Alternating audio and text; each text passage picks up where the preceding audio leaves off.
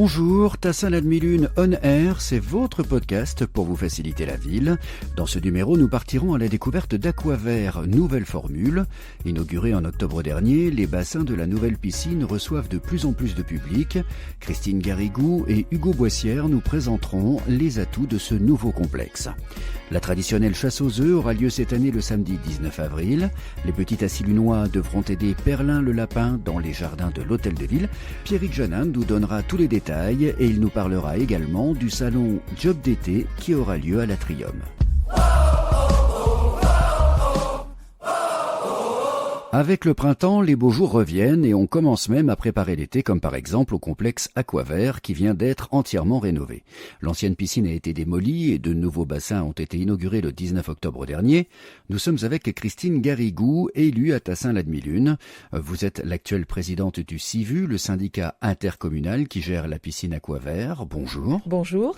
Le complexe Aquavert est placé sous la gestion de 5 communes, dont Tassin la demi-lune qui assure actuellement la présidence. Avant les travaux, c'était quoi Aquavert ? Une piscine municipale qui datait de quasiment 40 ans. Il était temps de refaire un nouvel équipement parce qu'elle ne répondait plus aux exigences environnementales.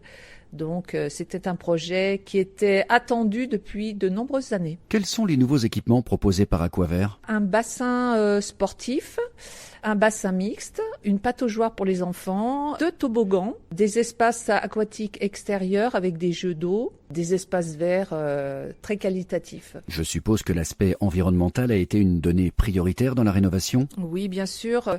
On est allé vers une économie d'eau quand même assez importante, une technologie pour le chauffage de la piscine avec de la moquette solaire, reliée avec des pompes à chaleur, des taux de chloramine plus bas, une technologie optimisée et optimale pour un bâtiment de qualité. Aquavert accueille tous les publics, les familles, les seniors, mais aussi les écoles, puisque les nouveaux bâtiments permettent d'accueillir 2 fois plus de scolaires dans les bassins. Les classes, comme les clubs sportifs, ont même leur entrée et leurs propres espaces. Christine Garrigou, des activités spécifiques sont possibles à Aquavert ? Oui, on essaye de répondre un peu aux exigences des pratiquants, avec des cours d'aquagym, d'aquabike, aquaboxing, enfin toute une carte diverse et variée d'activités proposées aux usagers. Il y a aussi les bébés nageurs, le water-polo. Il est même possible d'organiser des anniversaires pour les enfants. On peut dire qu'Aquavert, c'est un centre de loisirs avec de grandes piscines ? Ah, c'est bien plus que ça. C'est un espace de bien-être, puisque je ne sais pas si vous avez pu voir, mais on a aussi des jets de détente dans le bassin mixte, ce qui permet aux personnes aussi de venir, pas que nager, mais se détendre dans le bassin. Donc tout est prêt dès à présent, avec une belle saison estivale qui s'annonce. J'espère, oui, mais voilà, on vous attend en tout cas. Je pense qu'on va avoir un bel été. C'est le premier été où on va pouvoir proposer nos espaces extérieurs et j'espère que tout le monde sera content. Merci Christine Garrigou. Hugo Boissière, vous êtes directeur adjoint d'Aquavert. Ces nouvelles installations, qu'est-ce que ça change pour vous et pour le personnel ? Ça change plein de choses. La première, c'est qu'on accueille beaucoup plus de monde que l'ancien équipement, que ce soit au niveau du public, au niveau des partenaires associatifs ou scolaires. On a beaucoup plus de créneaux dans chacun des utilisateurs différents. Donc voilà, c'est plus de monde à gérer. Donc il y a pas mal de conséquences derrière, plus de nettoyage, plus de personnel aussi pour recevoir tout ce monde-là dans des conditions les plus optimales possibles. Que pensent les usagers de ces nouvelles installations ? Alors pour l'instant, on a eu des bons retours, que ce soit sur l'ambiance générale et on va dire architecturale du lieu. C'est vrai que quand on arrive, ce qui saute aux yeux, c'est la luminosité au niveau de la halle bassin, avec cette grande ouverture sur la façade sud.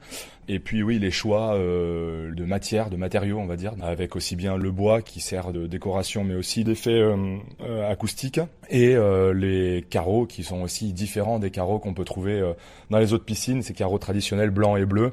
Voilà, là on est dans une autre ambiance qui fait. Alors c'est vrai que les gens au début trouvaient que ça faisait un peu plus spa, détente, etc. Donc c'est vrai que ça donne un cachet particulier au lieu. Merci beaucoup Hugo Boissière pour ces précisions, pour ce point de vue des salariés d'Aquavert. À bientôt. Pierrick Janin, bonjour. Bonjour. Vous êtes élu en charge de la jeunesse et des animations à Tassin-la-Demi-Lune. Les fêtes de Pâques approchent en ce mois d'avril et cette année encore, la mairie propose des animations pour les petits Tassis-Lunois surtout. Qu'est-ce qui est prévu ces prochaines semaines? On a 2 événements sur la chasse aux œufs. Le premier, c'est une chasse au trésor, des énigmes à résoudre avec un petit livret qui est récupéré sur le site de la ville ou directement en mairie. Donc un petit parcours en centre-ville et ensuite la possibilité d'être tiré au sort pour gagner 4 gros œufs en chocolat fournis par Délices d'Essence. Ça, c'est le premier événement. Donc c'est du 12 au 19 avril.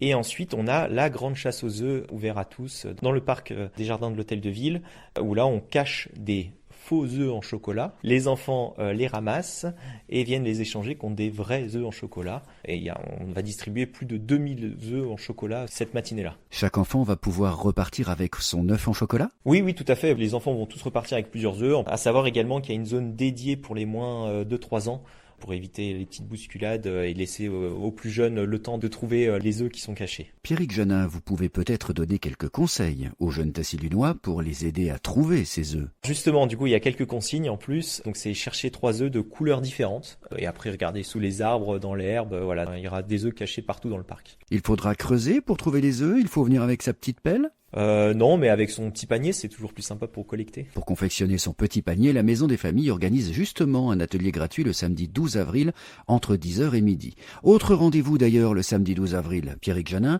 le salon Job d'été. Quel en est le principe? On organise au sein de l'Atrium le samedi 12 avril au matin de 9h à 13h le salon Job d'été. Donc on a quelques partenaires qui seront présents, quelques entreprises locales, Auchan, McDo et bien d'autres, pour proposer aux jeunes quelques métiers disponibles cet été au sein de leur structure.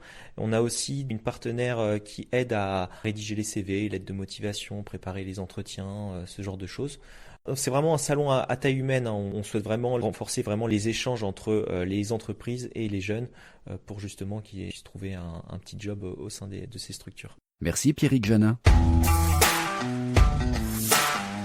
Dans votre agenda à Tassin pour ce mois d'avril, week-end spécial balade urbaine. Rendez-vous à l'Atrium le samedi 5 avril à 21h pour une balade nocturne au gré du parcours santé et le dimanche 6 avril à 14h30 pour une balade dans le quartier de Montpinot qui se terminera par un encart réalisé par une diététicienne. Merci d'avoir écouté Tassin-la-Demi-Lune On Air. Ce podcast a remporté le prix Territoriador de la communication. Tassin-la-Demi-Lune On Air est une réalisation de Lyon Air conçue et animée par Laurent Imbert.